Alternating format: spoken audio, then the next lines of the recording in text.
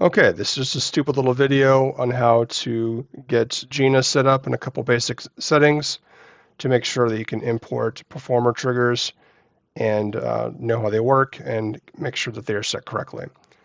In Gina, when you have that open, you want to make sure if you have already a timer overlay for rate emotes. I already have one, and that's fine. And we should also make one for the text overlay window, unless you prefer to use the default, which you may already be doing that. Anyways, if you do not have a rate emotes overlay, we're going to make one. This is just an example of the actual creation of one. You click on the add button, and in the center of the selector window, which you can move anywhere you like, type in rate emotes. Obviously, I've already got rate emotes selected, so I'm just typing in rate emotes example. Change the size to whatever size you want it to be located, or how you want it to be located. Switch the empty bar color to transparent, so it doesn't take up as much space when you're not using it. And get the size and location of the window dialed in with your UI of wherever you want it to actually appear in game. You'll notice that in my example, it's located right underneath my performer hotkeys, which is I find convenient. And where the timer bars will actually start is not in the center of this window, actually, it's in the corner. So you want to drag that to however you want that to be displayed and click on Save. If you made a mistake, you can hit Escape, but if you want to lock it in, just press the Save button. If you ever need to go back into it, you can click in the stopwatch for the trigger, and it will show you exactly how that is set. This is personally how I have my normal settings right there, but that doesn't matter. For the text overlay window, click on Add and move that to wherever you want it to be shown, and make sure you change the size and the fonts and whatnot if you need to. I think that's a little bit too large, so we'll dial that down. And you will notice there is a fade delay selector. What that refers to is how long the text will actually appear on your screen.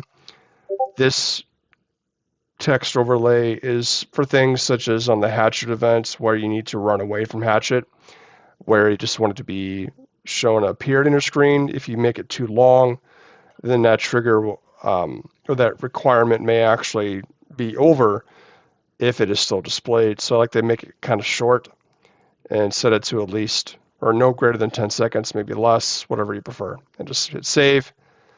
You do need to name it something different than rate emotes, because you cannot have a text overlay window and a timer overlay window as the same. So rate text is a good example of what we can choose.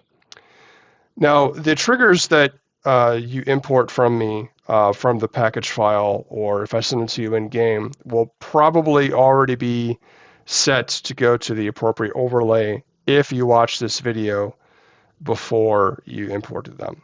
But we want to double check that regardless. So in categories, you'll see that there's a rate emotes section.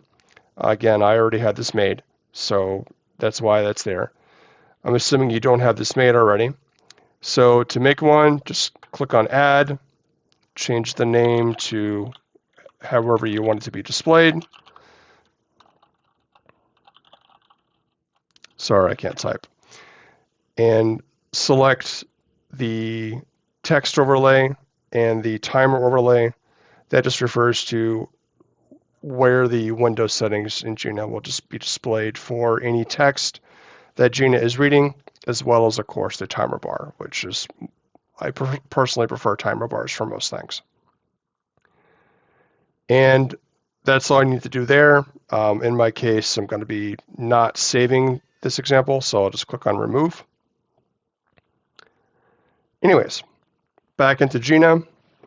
When you expand the triggers themselves, if you right-click it to select Edit, you'll see that there's a category of that's where we choose which one it actually goes to.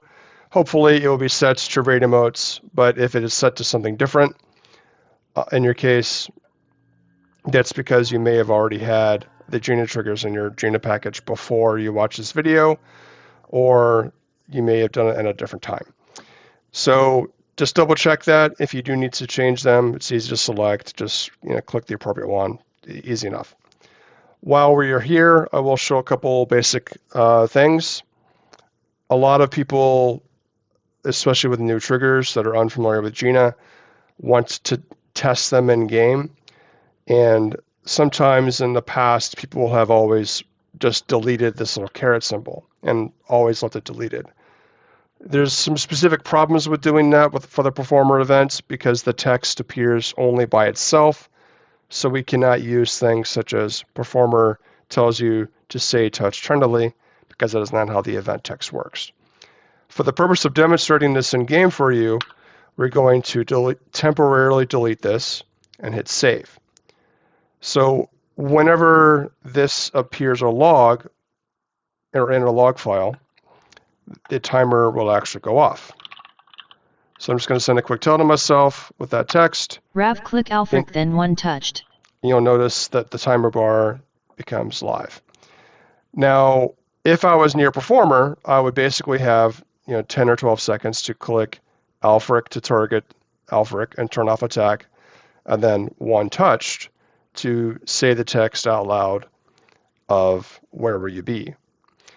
I'm not near performers, so there's no point. But the way my Gina timer is set, when you've successfully clicked on Alfric and then one touched in that example, then it will remove the timer bar and it will read out to you out loud that you succeeded in doing so. And that is because of this trigger that when it sees this in the log, it will just read out loud success. Success. Just like that. Now, before you do anything, what I want you to do is to go back into the first trigger and put the caret symbol back in the front of the search text. Again, that is specifically required because if anyone in game, in a tell or in general chat or whatever, or other people doing the events where they're just saying the things, or if it's saying it's to other parties, you do not want that trigger to ever appear for you when you do not want it. So always set this back to the caret, and you'll never have to touch it again, I promise. In order to make sure that Gina is actually running, in case you're not familiar with it, you notice there's a checkbox in that group, and it says this group is enabled for, and it lists you which characters it's actually enabled for. You'll notice your character name has a green bar. Green means good, or go, whatever. If it appears that if Gina does not have a green bar select, if the character name for Gina does not appear in green, it means it's not actually monitoring that file, and you need to click the little play button in order to switch it back to green. If you need to edit your actual character for any reason or to add a character, you can do so in the home button, and you then just need to point to where your log file is actually located and that sort of thing. But I'm assuming you already have this set up at some point. That is it. Nothing else to talk about. Thank you so much for watching.